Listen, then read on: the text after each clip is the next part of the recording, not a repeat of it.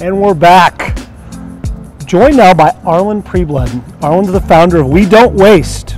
We Don't Waste is an innovative provider for food for the hungry. The group collects unused food from venues, caterers, restaurants, and other food purveyors and distributes the food to Denver's underserved population. Arlen, thanks for joining us. Thank you. Thanks for the invitation. I have to tell you, while we certainly don't have favorites because every organization's amazing, I'm particularly compelled by your organization because you're taking something where there is a solution that exists in the world and there's a problem that exists in the world and simply creating an avenue for people to solve those problems. I think that's a very compelling idea.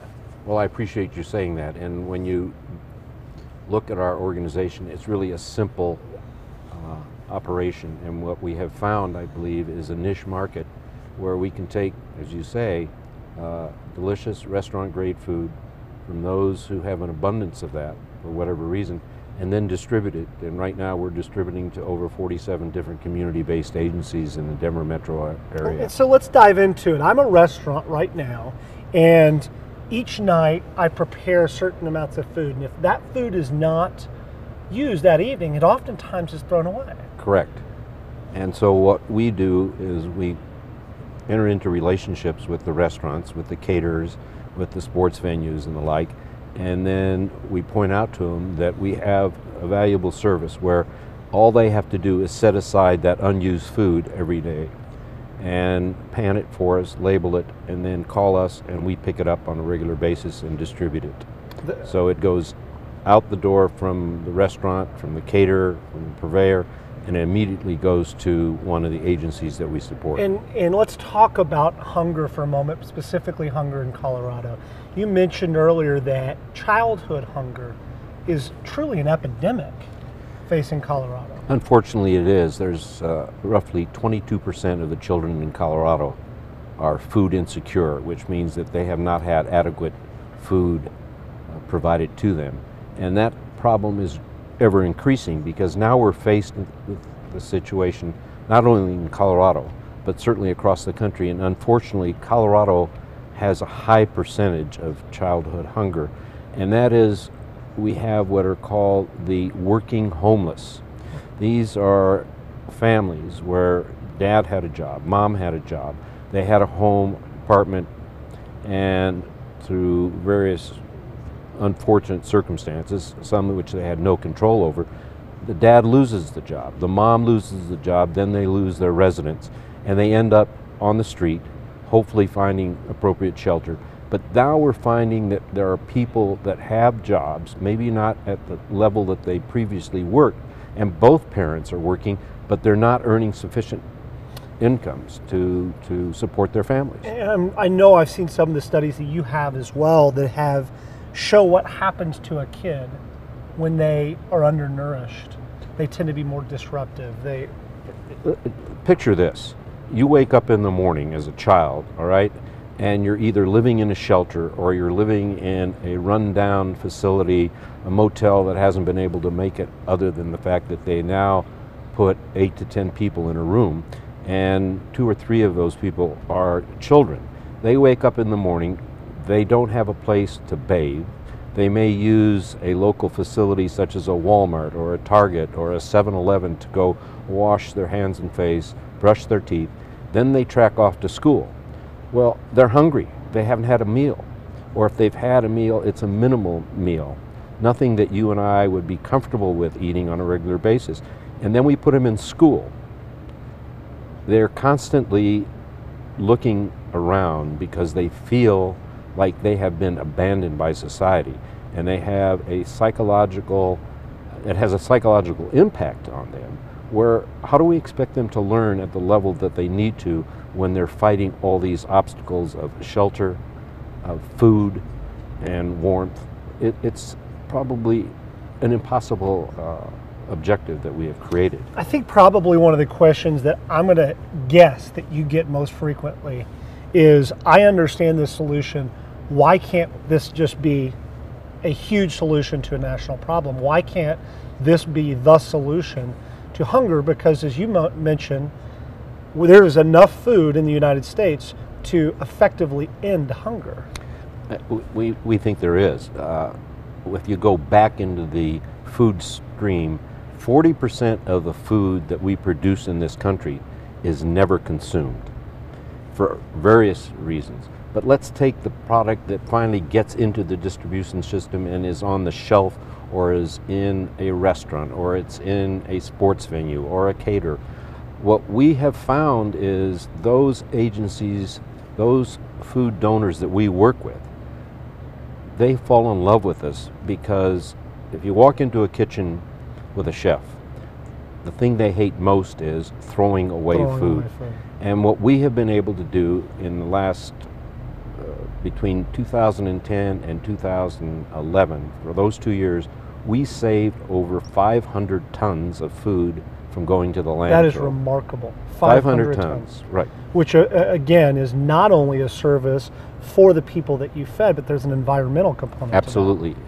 We believe we're a sustainability organization, in that we're not only getting the food and providing the food to those who are most vulnerable, but we're also ambassadors to the environment, in that we're preventing food from ending up in the most food that ends up in the landfill today is from restaurants, and that creates methane gas. It's one of the highest problems facing this country right now.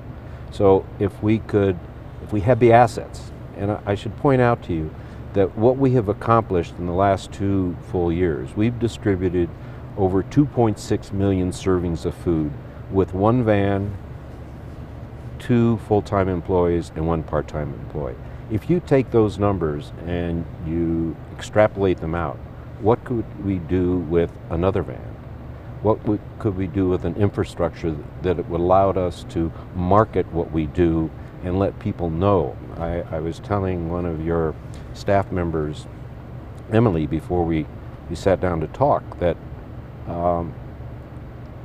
we face a situation where if we had the assets to attack these situations, we could make a substantial dent in the problems that we're facing. So let's talk about that for a second. What is it that you need? What are the things that you need to increase your footprint? You mentioned another van. What are some of the other infrastructure items that you're lacking? Well, we could certainly benefit from a development person. We could certainly benefit from a marketing person. If we can improve our infrastructure, all right, so that we can spend more time developing this program and expanding this program. I told Emily we sit on a stool that we don't waste with 3 legs. The first leg is reliability, the second leg is credibility, and the third leg is visibility. Well, over the last 3 years, we've proved our reliability. We have demonstrated to the public, to our donors, to our agencies, that when we say we're capable of delivering food to them, we do. We're credible in what we do, in that we have never failed to deliver any product that has been provided us. We have never had any incidents with the food that we gather from the various donors. What we have to improve on is our visibility with the public. And when you have visibility and awareness of not only the problem that is faced in this country, because hunger is the threshold of poverty. If you can attack hunger, then you minimize the poverty that is rampant in this country. And the secondary notion behind that is not only food, but healthy, local, organic food. Correct. To try to keep people healthy, because I know that's one of the issues that are dealt with in the so-called food deserts, is that there is access to food, but they tend to be fast foods. It's fast food, and it's food that is not healthy. Unfortunately, when you visit a food bank, all right, much of the food that they have on the shelf, unfortunately, is full of preservatives and salts. And by their very things. nature, it has to be preserved. That's right. And there's plenty of food available. We just need to improve our ability to get that food and distribute it into a wider circle of this market. Well, it certainly seems to me that this is a problem that can be solved. It seems to me that there's a problem that you guys are solving right now, and it's something that we need to grow. that Colorado desperately needs to grow. How can people get involved, both if I'm a restaurant, if I'm a caterer, or somebody looking to volunteer or to donate? Certainly. Well, today, and on behalf of We Don't Waste, and on behalf of all the nonprofits that are participating in Colorado Gives Day, I want to thank you and ICASA for making this time available, because it's through people like yourself and your organization that we hope that more and more people will go to Colorado Gives Day and donate.